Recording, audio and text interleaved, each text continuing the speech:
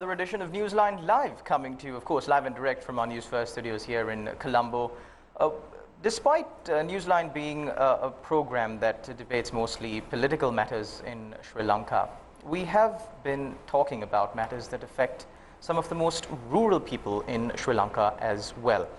Today's show is dedicated to an issue faced by the farming community here in Sri Lanka. However, this cannot be just confined to the farming community alone, because an issue to the farming community in Sri Lanka that supplies food for you and I would definitely impact everyone here in Sri Lanka. To discuss these matters and more, we've got with us today Professor Saman. He's an expert in the agricultural sector. A very good evening, Professor, and welcome to the show. Good evening. Thank you very much, Shalan, and it's a pleasure to come to your program. And Thank you very much, Professor. Of course, I'm pretty sure the general public already knows the issue that we're about to discuss here. Recently, there was a ban announced on the import of inorganic fertilizer. Now, as Professor Saman would obviously explain to you in more detail, inorganic fertilizer has been used in Sri Lanka for quite a long time. It's used in many other countries as well.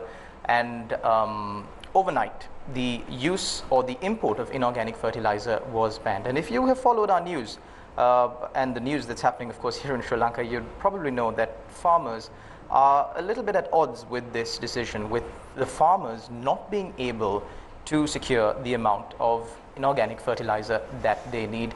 Professor, let's first, every story has a beginning, middle, and an end. So to keep this story in context, let's start at the very beginning. The agricultural sector in Sri Lanka. We have a history of over 2,500 years. We've been known as an agricultural nation. How have things, I'm pretty sure back in the day, they did not have inorganic fertilizer, but how have things evolved in the agriculture sector here in Sri Lanka, and how do we do things today? So, the agriculture sector, especially come to the fertilizer area, chemical fertilizer area. The chemical fertilizer introduction happened with the Green Revolution. It's around 1950. So before, so totally the whole practices, agriculture, involved with the organic agriculture practices. So the reason why that development happened is that like there was a huge famine in the global world, and the technology developed to get out from that destruction. And so at the same time develop new varieties during the Green Revolution, and those varieties improved daily to achieve the higher yield potential.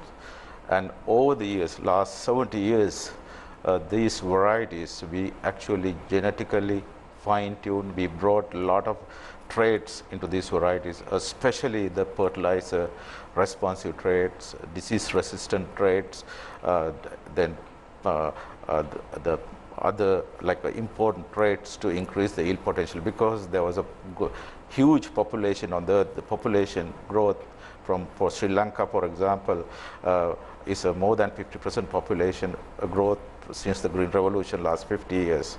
And there was no solution. That's the chemical fertilizer since then that drive the whole process, whole food security and this thing. And those are the factors today we are right now. We are, in fact, we are right now in just managing the country food security and the nutrient security. And so moving back to again to organic, the decision that the government taken to go into the total organic is quite challenging. I think we should look at to go for organic, because that's very important, because our soil is heavily degraded. But moving into full organic direction is a very risky and very challenging, because we have developed the plant species, the plant cultivars with a very fine-tuned genetics that plants require a lot of nitrogen, because it's still nitrogen and the yield relationship is a linear. That's a simple example I give. So we cannot compromise those things, then if you compromise the yield there is a big yield drop will happen. That then we need to prepare for that one. And also biology, we cannot ignore, because they are very special. We got this biology together, and the requirements of nutrient requirement is very precise. And also the plants require nutrients in a very, we need to manipulate those nutrients very precisely, like let's say flowering, let's say tillering of the plant, if you take example. And if you take a tea, to make the new leaf, so you need to trigger this thing, all this thing done by fertilizer. But if you go to organic space, is a organic fertilizer that does not have that capabilities. These organic fertilizers are fixed, the nutrient ratios are fixed. But through inorganic fertilizer, good thing, we can manipulate nutrient ratio. So what I overall suggest is a good initiative, but again, we really need to look at backed by science, and really, science play a big role, and basically we need to go together.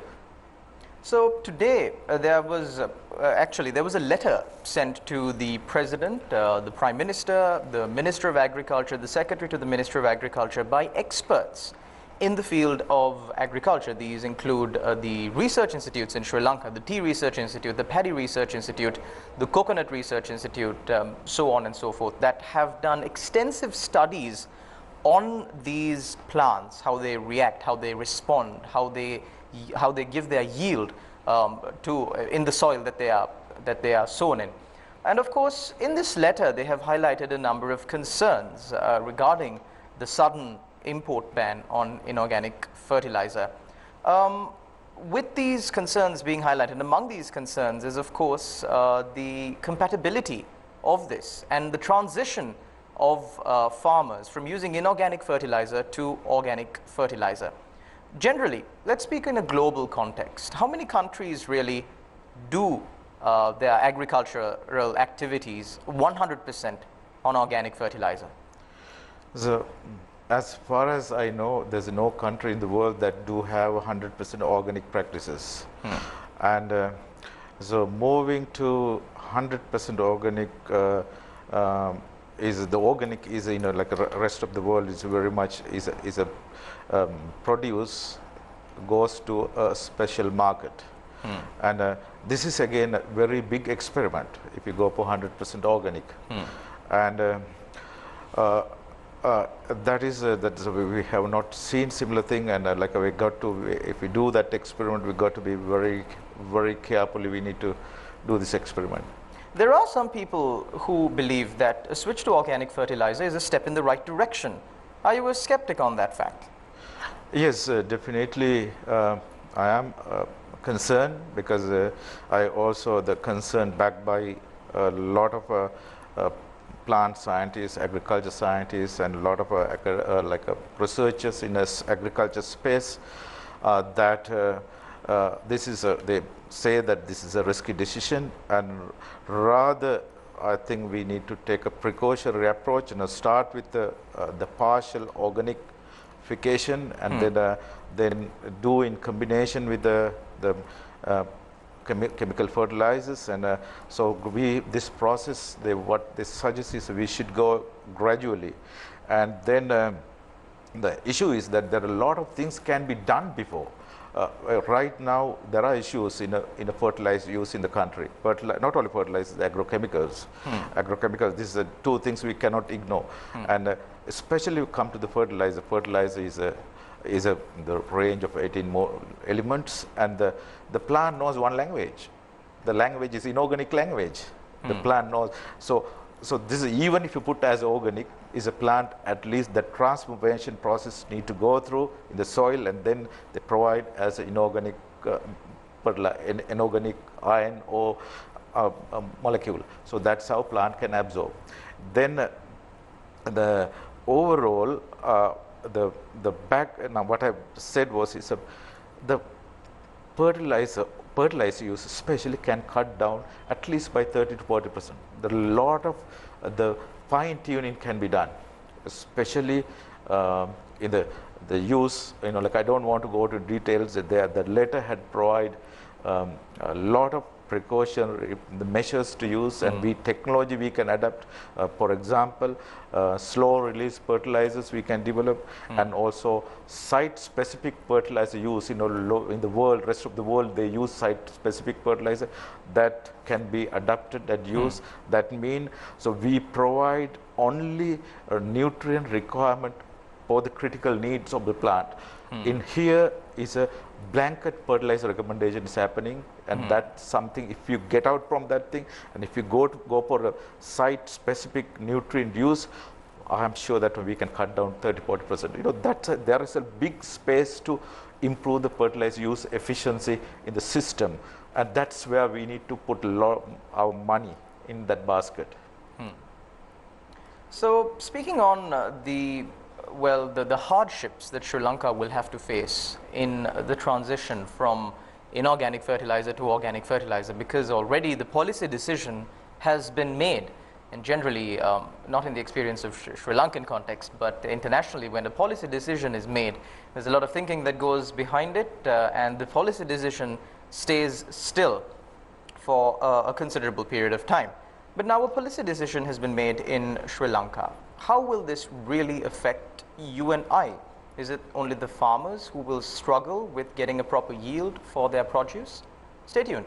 We will come back with that information. You're watching Newsline Live. News First, Newsline. Hello there, welcome back. You're watching Newsline Live. We're in conversation with Professor Saman, who is an expert in agricultural sciences. We're discussing the import ban on inorganic fertilizer, the practicality of this decision and how it will affect the lives of farmers as well as you and I. Before the break, we discussed the impact that this will have on the agricultural sector of Sri Lanka. And as we promised you before the break, now we will discuss the impact that this decision will have on the lives of everyday citizens here in Sri Lanka. Professor, why should everyday citizens really at least even care about this policy decision that will mainly affect the agricultural sector of Sri Lanka? So this decision, if impact on the food and nutrient security in the country, because has a major impact on the country economy, because nearly 27% of the population of this country is directly involved with agriculture. Then nearly, when come to 50% around indirectly involved. The first priority should be the food security and nutrient security and their livelihood. If in case their farming income drop, they now is still struggling, like they cannot make a break even. And in that environment, if something happen, shake this whole dynamism of the agriculture economy, that will impact the whole country. In other side, for example, if you take rice, it has a direct impact on the food security. If you look at the import, the export crops like a tea, rubber, coconuts, etc., and the tea is the very unique brand name, a Sri Lankan brand name outside the world. And if we do not provide enough fertilizer, especially if we do not properly manage the nutrients, we cannot make the quality. We cannot create the quality of the tea that we need. And equally, to get the right yield, as I said in a few minutes ago, that the nutrient trigger is required. This is scientifically, for example, nitrogen, that to initiate that the new leaf, primordial leaves and so on, that nitrogen should goes into the system, that a specific dose, otherwise the plants will scientifically will not be able to make those things. Those has a huge impact in the impact on the quality, impact on the quantity, and the whole production process will be challenged. That's why I say is a very critical. It apply for say all other crops, the same principle in a different way, different magnitude, and different Professor, on our show, we do dedicate a certain amount of time to questions sent by our viewers. And of course, I've received one question. With this, we were raising concerns on the involvement of a certain other country to affect Sri Lanka's, to have an influence over Sri Lanka's food security. Now, this viewer is of the concern that Sri Lanka is already dependent on a number of other countries, more than Sri Lanka should be dependent, especially for funds, various other things, etc. This viewer is of the view that there is a certain other country also, I do not want to mention names, but there's a certain country involved in trying to influence the food security of Sri Lanka, so that in turn we will be dependent on that country. So I personally, I had to give a personal opinion. I do not think, you know, in that way, but you know, we need to, because it's in our hand. This whole thing, you know, like it's a matter of, you know, like we going with the 100% organic, or we go with the organic and inorganic and maintain our food security. We can't blame another country because the decision is made by leaders that we elected. So technically, the decision is made by us. That's exactly, yeah, the decision is made by us, and I don't think we should not be able to blame anybody, because it's a very hard to pick up a person to blame, you know. So really moving on onto the practicality of 100% transition into inorganic fertilizer. What kind of statistics are we looking at? Do we really need the same amount of organic fertilizer to be replaced by inorganic fertilizer? Do we need a little bit less inorganic fertilizer when we do the switch? Because the policy decision has already been made. If we are to move forward like this, what will the switch be like? So the issue is that to provide, I'll take as example in rice case.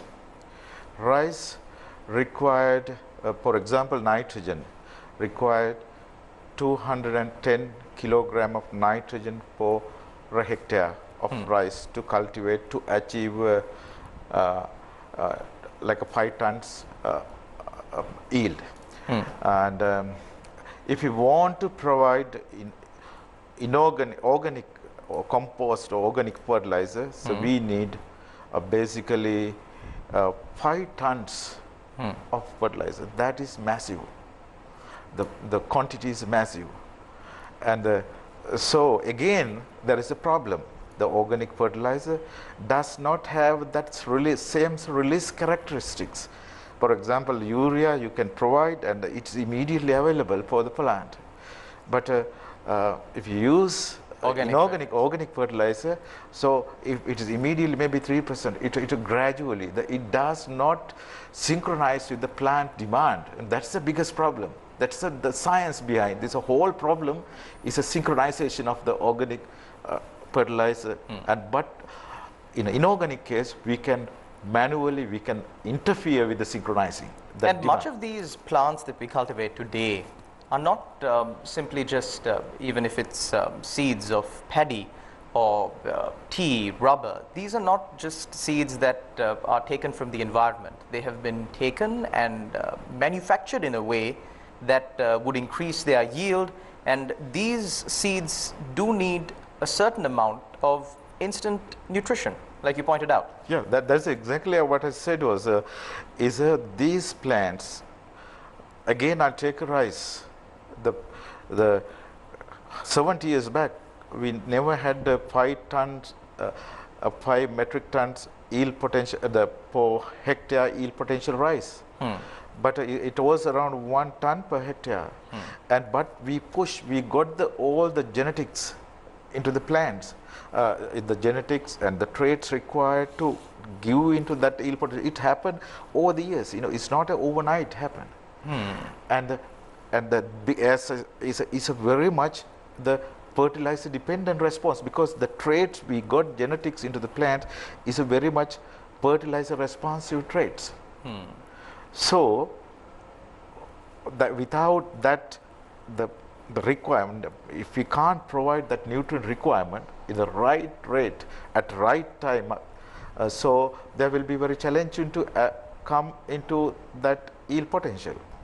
One of the main reasons that authorities have pointed out in this whole switch, besides, of course, that food will be more healthier if we use organic fertilizer to cultivate the food, is also the fact that in many of these farming communities, a lot of the residents there are suffering with chronic kidney disease. And they say that, well, this chronic kidney disease is a huge causing factor, a huge trigger for this chronic kidney disease is the inorganic fertilizer that are used on those fields that gets added into their water supply and they end up consuming it. We have a question from one of our viewers. Is there a risk like that? Is there proven facts that inorganic fertilizer causes kidney disease?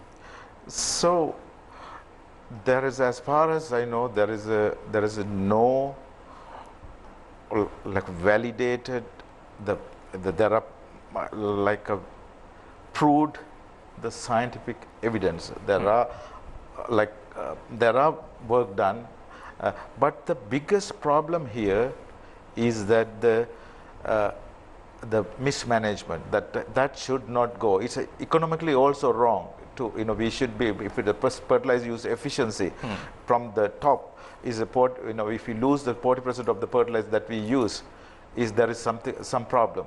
We should develop a recovery process, and equally, as far as I know, there is not the solid evidence to argue or support this connection between the diseases and there is a number of other hypotheses being floating around as well. Yeah. Professor, there's another question from one of our viewers. In the event the executive, of course, changes their thought process and opts for a more phased out basis of transitionary period between inorganic fertilizer and organic fertilizer, technically to transition from this at a more phased out level, would you have any reservations against it? No, that's a good, that's what we exactly propose basically, is that there should be a phase out process, like let's say, for example, we start with the 10% organic fertilizer, and then currently, I mean, I'm sorry to question this, I don't know if you'd have the stat off the tip of your tongue, but how much organic fertilizer does Sri Lanka use right now? Right now is 1% around organized. 1%? Yes, somewhere around. So we're talking 1%. about a 99% change in a matter of days. Yeah. Also, we are in the final few minutes of this show, Professor, and I will make room for one more question that has been sent in by one of our viewers. The question goes like this: will Sri Lanka go into a period of famine by the end of the year?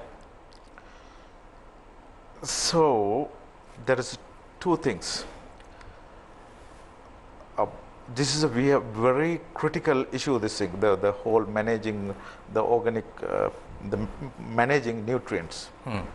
If we fail, if we do not interfere with our cropping, if you see the crops are at least visible in the deficiencies that we cannot provide organically, so then there will be the major issue. Then the interference, we need to intervene if we see, because it is also difficult because our crops are cultivated in a different in a season, we don't have a very particular season. Professor, when you said that Sri Lanka is going from a 1% use of organic fertilizer to a 99%, increase to 100%, that's a massive change. Has there been any pilot projects conducted on this matter? We see when the introduction of tabs, when the introduction of computer studies for schools go, there are always pilot projects to see how will this work, what are the shortcomings, how can we fix this. When we're talking about something as important as food security,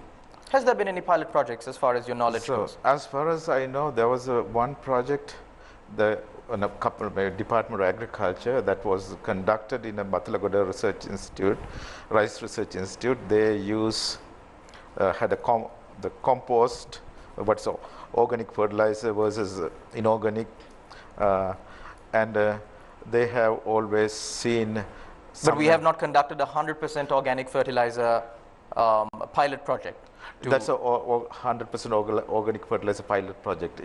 It's a small experimental project. Like we have not gone replicated across the country at this such a large level. Thank you very much, Professor, for joining us on our show. Unfortunately, time is up. I've received many more questions, but we will continue, of course, to monitor this situation as well, because it will affect the food security of the entire nation. On future programs on Newsline, we will continue to report on this. Thank you very much, Professor, for joining us on our show and clarifying those matters to the general public. And thank you very much to our viewers out there who always tune in. Until we meet again, take care and God bless. Thank you.